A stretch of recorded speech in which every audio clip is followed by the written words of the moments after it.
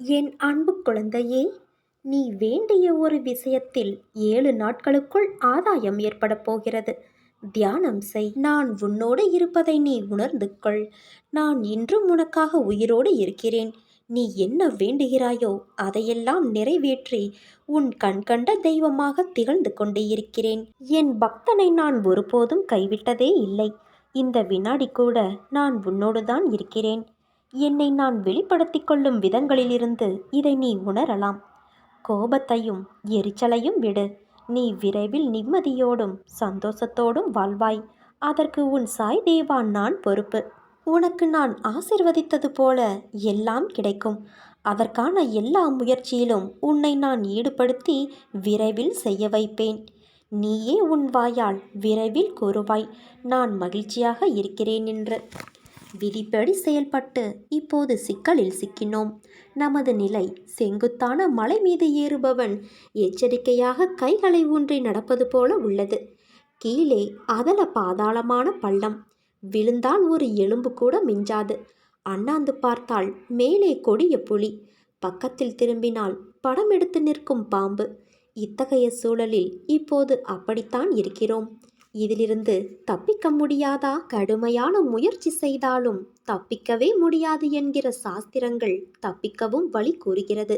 அது என்னவென்றால் குருமார்களின் திருவடிகளை சரணடைவது.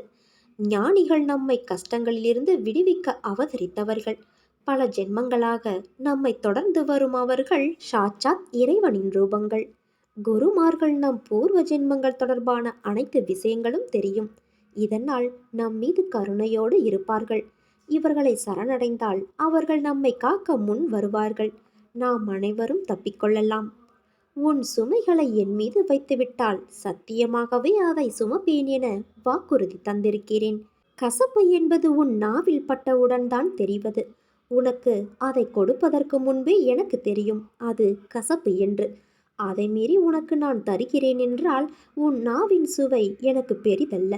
உன் ஆரோக்கியம்தான் எனக்கு முக்கியம் என்று ஒரு தாய் எண்ணுவது போல உன் மனதில் உள்ள எதிர்மறை எண்ணத்தை கசப்பு கொண்ட மருந்தால் உன் மனதிற்கு அனுப்பி உன் உள்ளத்தையும் ஆத்மாவையும் ஆரோக்கியமாக ஆக்குகிறேன்.